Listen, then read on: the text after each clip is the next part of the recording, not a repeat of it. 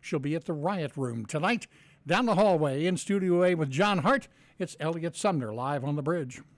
You know, I was trying to get ready for this interview and people kept interrupting me. You should come down and hear the sound check. You should come down and hear the sound check. So I think this is going to be a really good session. Eliot Sumner, thanks for coming in today.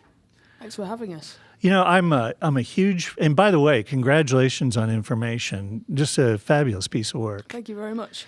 You're going to be at the Riot Room tonight, and, you know, the live performance has been so well reviewed everywhere you've gone. And I'm a big fan of irony, and I think it's kind of interesting that you get up on stage and you command that stage and you hold the audience in your hand, but you were always the shy kid.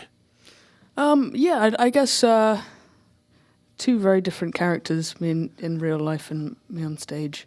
Probably a good thing. But you do love being on stage, right? That's true. I feel it makes me stronger, and I'm very happy. You know, the bands come in here all the time, and usually it's sort of like you feel like they've been, you know, marching through the desert, you know, out of water for 3 days. When they finally hit the studio, it's always, you know, like they've been through some grand trial. But it seems like when the tour's over for you, it's tough to deal with not being on the road. Yeah, that's always the hard part, is sort of readjusting back to normality. But we've been touring all year pretty much with sort of 1 month on, 1 month off. And it's been, the year so far has been great. We've had an amazing time. So when you were off tour at one point, you decided to sort of ease the stress of not touring by taking up boxing. Well, I've been boxing for about 2 years now, but I also cook a lot. That was the thing that I was doing most of the time off tour. I was working in kitchens and doing a bit of staging, which was great. Yeah, you know, it's... You grew up on a farm, and I'm just sort of taken by the whole, you know, sort of rough and tumble aspect. You know, when you were like 11 years old, you actually ended up doing some stunt horse riding. Yeah, so how did you work that out? It's strange that you know that. Yeah, just exhaustive research. Yeah. So standing on a horse, what exactly did you do? I used to do a lot of stunt work in my previous life before becoming a musician. Yeah, sort of long story how I got into that, but yeah, it was great. So I have a backup plan if this fails. I just wish I had video of that. I just read that, and it's sort of like every once in a while you read something and you go, really, is that... You know, but there it is. You know, you grew up around a lot of musical instruments, and I guess you started gravitating towards guitar at 4, 5, 6 years old? Yep, spot on. Pretty amazing. It's self-taught? Yeah, pretty much. There were all kinds of little signposts along the way. When you were 10, you got some CDs for your birthday, Pink Floyd. You got Jimi Hendrix, I think, was one of your favorites out of the batch. And yeah, I got given 3 CDs on my 10th birthday. It was The Division Bell by Pink Floyd, Never Mind the Bollocks by Sex Pistols. Are you allowed to say sex on radio? Yeah. Sure. I think so. We're all adults very here. Repressed. Yeah, no, we're good. And Jimi Hendrix, Are You Experienced? And I think collectively those... Oh, also The Prodigy, Fat of the Land, which I still listen to daily. So you know, it was around that time. Like, so when did you start playing in bands at school? When I was about 10. Yeah. Songwriting at 15. Yeah, definitely experimental songwriting. But that songwriting was really, I mean, you weren't saying you were going to do what you're doing now. It was more of just an outlet for you? Yeah, absolutely. Like it is now still. So playing with your brother just around the house was also one of the things that kind of made it more real for you, just that joy of sharing it. Oh, for sure. Yeah, so his first band was called Santa's Boyfriend, which I still think is the best name for a band. They used to rehearse at home where I grew up, and they'd bring sort of drum kits and Marshall amplifiers and stuff, and I always looked forward to that because I could play music with them, and I think that's where I got the buzz to actually like play music with other musicians. And this is the first time that this first talk segment you're already talking about gear. You're a bit of a gear rat. Yes, that's an understatement. Yeah. Well, I should quit talking because everybody was so about the sound check. We all need to hear this for ourselves. Eliot Sumner live in the Bridge Studios.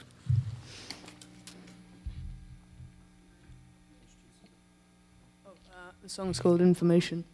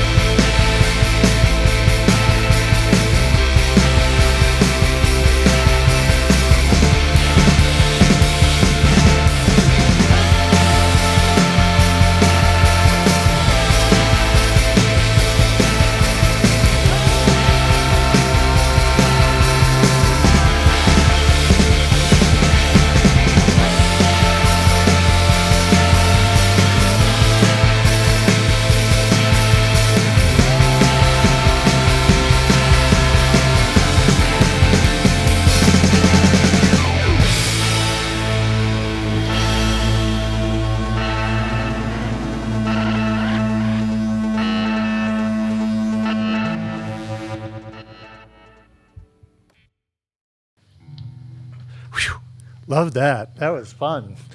Thank you. That was fun for us as well. Yeah, it's one of your favorites to play live, isn't it? I think so, yeah. It's the second to last one that we play. Yeah. Yeah. And of course, title track of the new record, and I'm sure you'll have it at the merch table tonight at the Riot Room. Yes. You've had some pretty good shows there. One of your favorite places to play?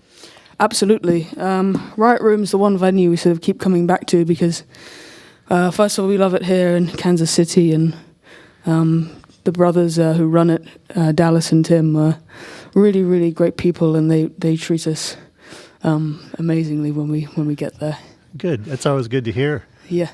You know, there's sort of that old Hollywood trope about actresses going out to Hollywood and getting discovered at the malt shop. And of course, you know, like how many people really got signed out of the malt shop? Like, oh, look at that girl over there. But you were actually discovered playing a song at the hairdressers. Yeah, I used to put on nights at this barber shop in Kentish Town in North London. It was called the Flax and Patooch, and it is run by this sort of very eccentric Englishman who has a little cocktail bar in the back of his salon.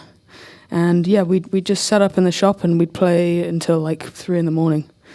And yeah, this guy Darkus, who signed me in the end, he was one of the sort of latecomers always, and he'd always have fun with us. Yeah. You know, we just hear the same story over and over. A lot of different artists who come in and they sign a deal, and the record label pushes them to be, you know, more commercial.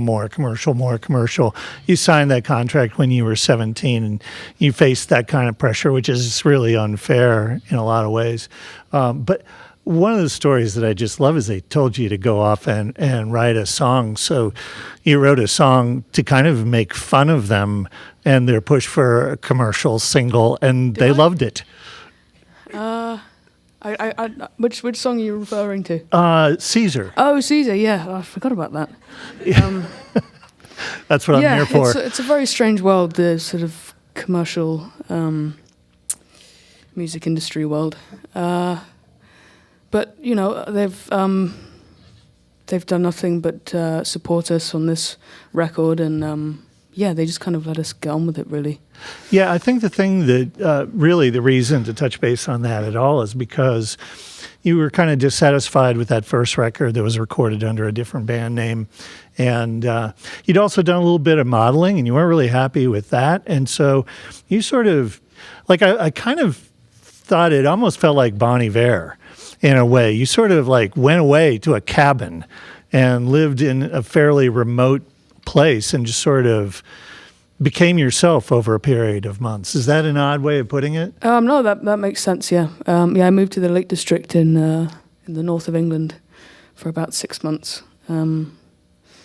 just to kind of pay my penance, I guess, and yeah, just write songs every day and treat it like a job instead of you know, just whenever I feel like writing songs.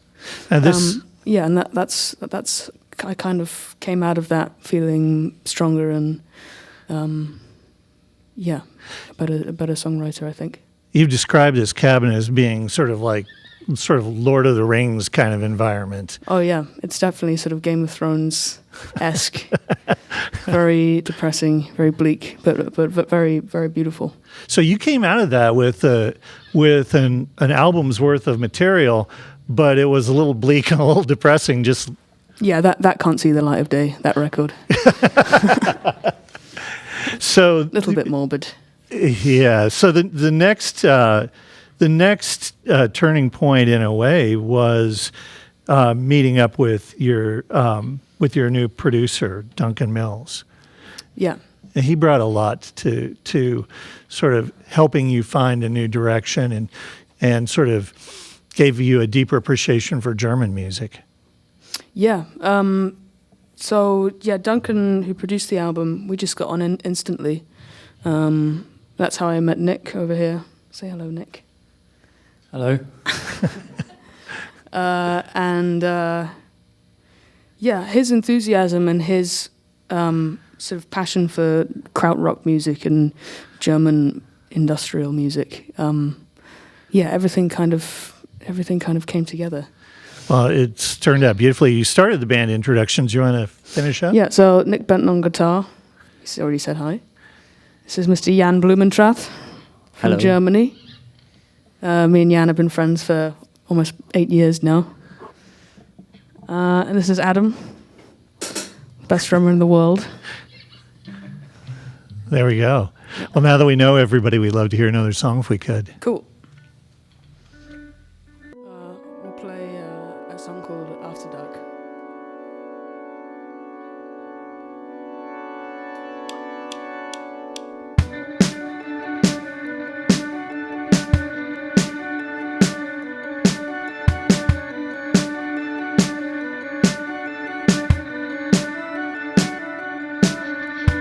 After dark, there's afterlife, there's appetite for love. Life just swirls and after spells, it's hard to get enough. So after dark, we sail away tonight. The after hour, the opportunity awaits. So stay now. What if I stay now? If I stay here, I might lose again. So stay now.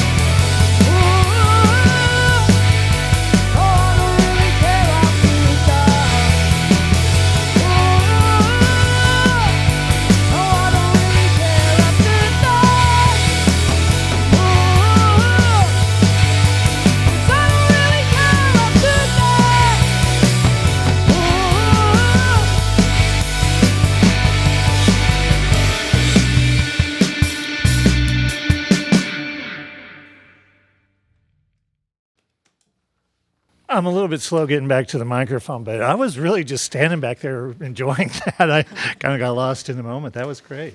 Cool, thank you.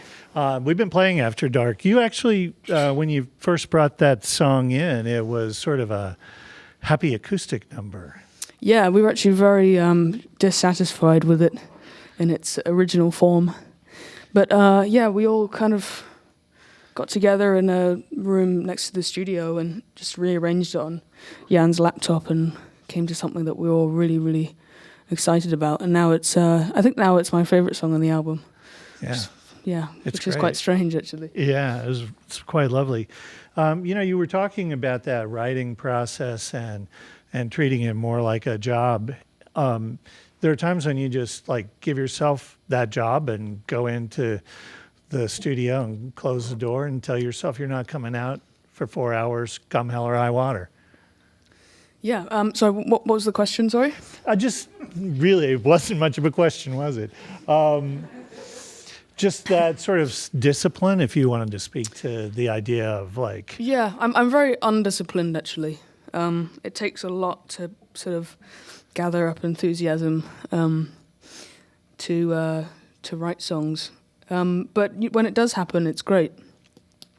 It takes me a while, though. Yeah, you get a lot of positive feedback on the lyrics, too. I mean, it's really obvious on first listen that the music is there and it's got this thing. But, the repeated listenings, the lyrics come through. You're doing really good work. Thank you. The album was recorded over 4 weeks in London. Before that, Sweden. Are you looking for anything in particular when you go to pick a studio?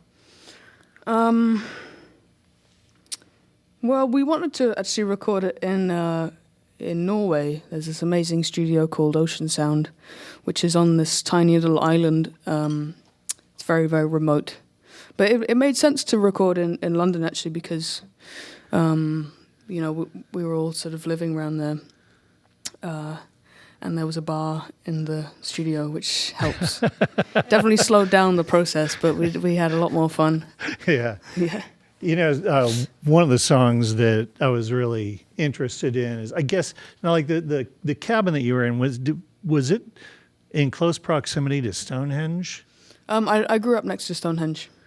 So one of the songs, Dead Arms and Dead Legs, came about from a walk over to Stonehenge? Yeah, that's true. Anything about that walk in particular that led you to write the song? I was in a very sort of emotional state, as per usual, and I felt very heavy and sort of. I suffer from panic attacks, and often my limbs will feel like they're made of lead, and so that's sort of a song inspired by those moments that happened to me of just horror and pure adrenaline. It's horrible. I'd love to hear another song, but I'm absolutely in no way, shape, or form going to leave the interview with leaden arms and panic attacks. So, so I'm going to pull out some. You saw a UFO. Yeah, I did once. Yeah, what was it like? Yeah. It was very bizarre because everyone that experienced it with me, we didn't talk about it afterwards. I think we were so in shock. I was like, we saw a UFO. And I was like, yeah, and?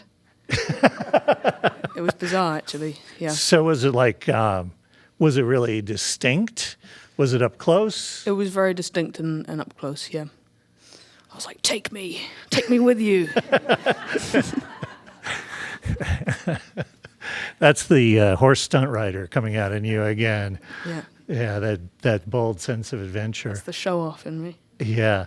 Well, you're going to be showing off tonight over at the Riot Room. The new album is Information. You can find out more at eliotsumner.com. Eliot is the most simple of spellings, Eliot, just like T.S. Eliot.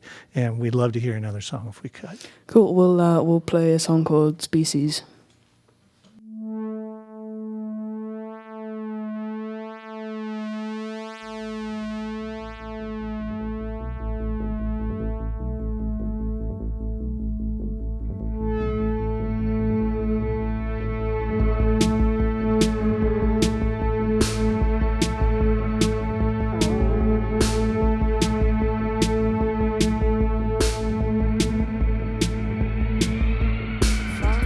definition.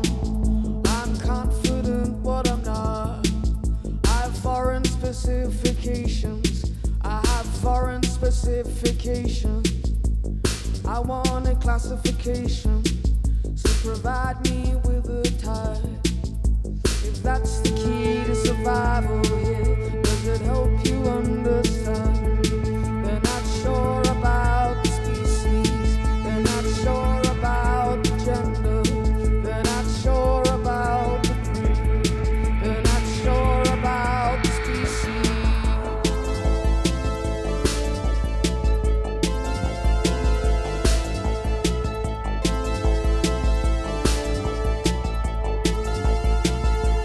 Come inside the exhibition, or come and see what it's all about.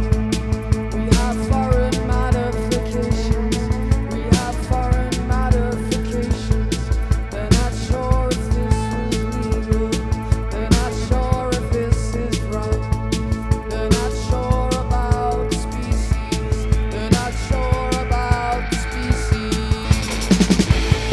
Before I fall to pieces, tell me what's your species. Before I fall to pieces, tell me what's your species.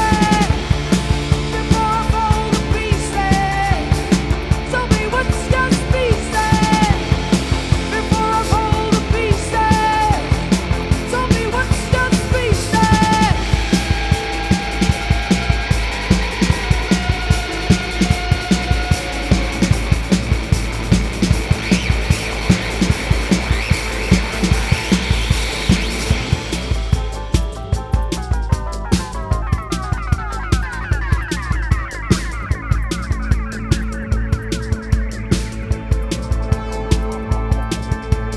Find me a definition, or render me unknown. We have modern specifications. We have foreign modifications. They're not sure about the species.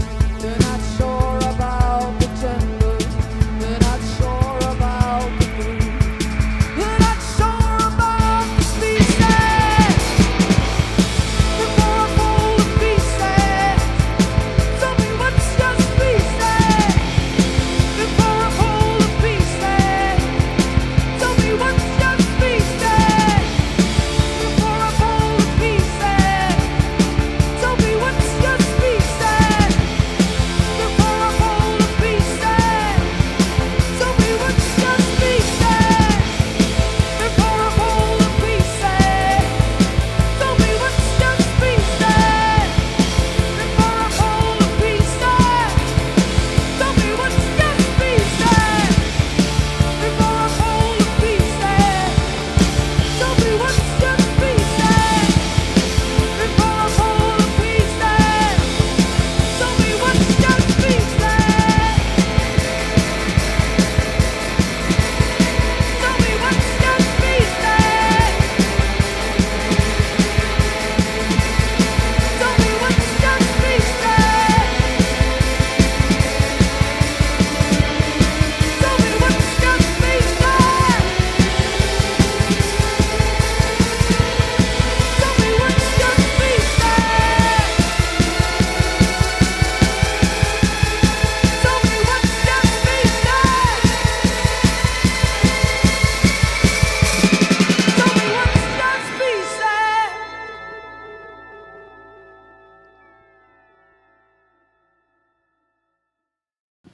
Yet another of the songs from the new album Information, Eliot Sumner performing live in the studio. That was spectacular. Thank you. That's also one of the songs that everybody goes to first when they talk about the depth of your lyrics. It's one of the first stop-offs. Oh yeah. Yeah, yeah. Oh, cool. It's just a brilliant record, and we want to encourage everybody to check out Eliot tonight at the Riot Room. The new album Information will be at the merch table. And, you know, just before we say goodbye, I know that we talked about 4 weeks in the studio, but this album was really years in the making. Yeah, it was actually. So probably the oldest song is a song called Come Friday, which I think is about 8 years old. Yeah. Yeah. But it's kind of gone through many different lives of different arrangements and stuff. So after all those years and all that work, you get to start all over again, right? Yeah, well, we're in a really exciting time now because we've got some new songs that we've put into the set for this tour. So maybe hear some tonight. Yeah, absolutely. All right. Yeah, we've got 2 new ones, so a nice little surprise for Kansas City. Eliot Sumner, thanks so much for coming in today. We know that it's you're on the road. It's a hard life, and to take the time to come in and share the music with us is really thank you. special. Thanks for having us. Eliot Sumner live today on the Bridge.